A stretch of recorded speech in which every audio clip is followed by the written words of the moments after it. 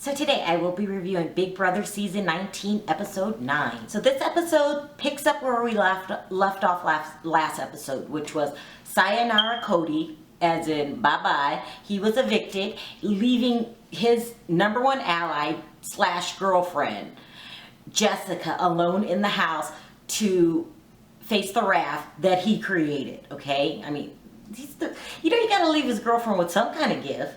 So that's where we left off. And when I say Jessica was facing a huge wrath, it's not a joke. Like, he left her out on an island by herself.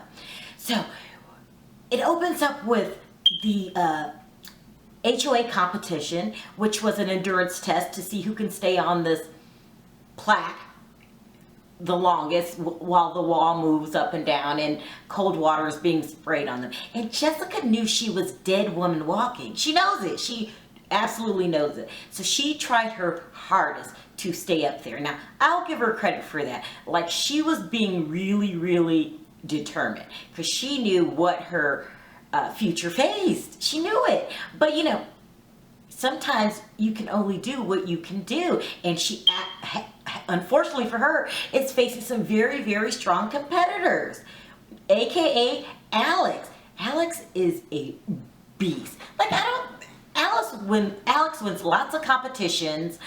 She's a tiny thing, but she must be strong as hell, because how is she pulling off all these wins? So it's official, Alex won HOA. But in order to win HOA, she cut a side deal with Elena. And Elena asked her to not put up anyone that was in her group. Now, and Alex agreed to it. Now, that's really a dumb deal on Jessica's part, on Elena's part, because you can't trust people in this house. What is she thinking? And her group held too many people to even try to keep up with that alliance. But Alex, being the smart woman that she was, lied to her and said, okay. Now,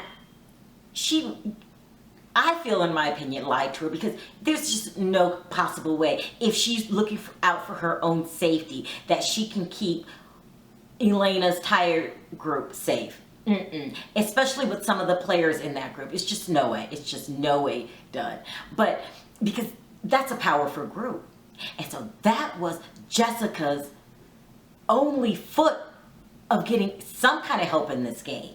So let's talk about that. Jessica goes up to Jason, reminding me like Snoopy. You remember the dog? Because I feel bad for her. I feel bad for her, but then I don't feel bad for her, because, Cody, he brought all of this on her, and she didn't have to stick by his side, but she chose to. But you would think I would be more happy watching her suffer, but I'm not. I feel bad for her at times because she's so alone. It's sad. It's sad. It's sad.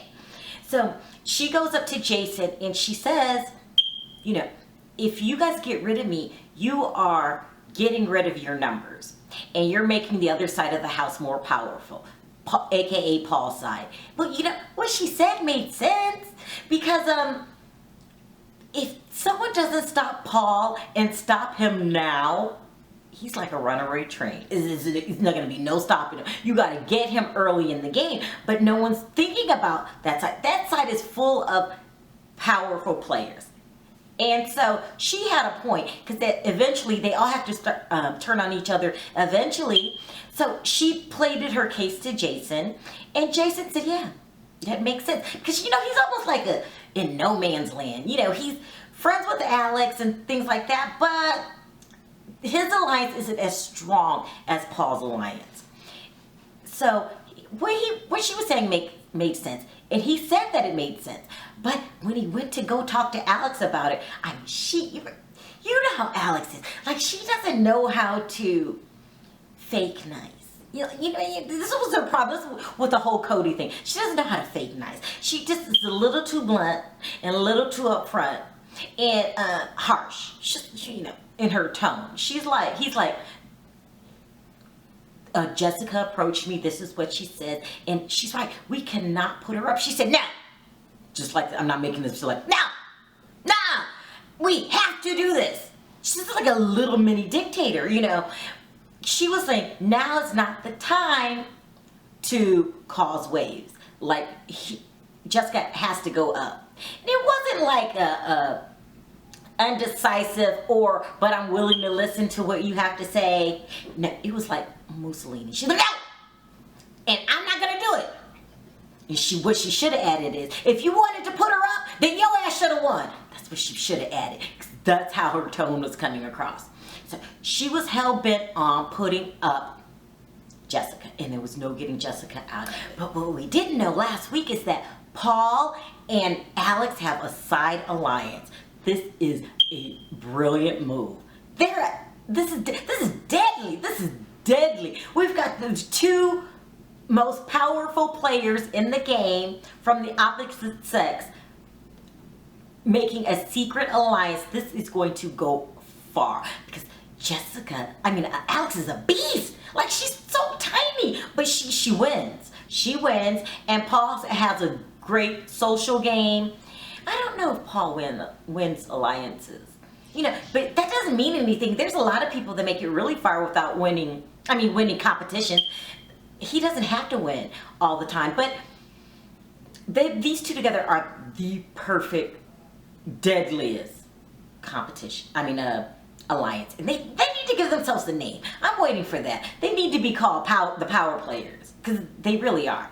So this is what's going on behind the scenes. So Paul immediately talks to Alex and starts dropping seeds. You know, Paul knows what he's doing because he doesn't want anything to come back on him. So he starts spreading the rumor around the house that Cody said. Now, Cody did say it, and of course he was lying, and Paul knows that he was lying, but it's time to get everybody fighting amongst each other. So he goes and says that Dominique and my boy Mark, I really like Mark, were in cahoots with Cody when he put up Paul.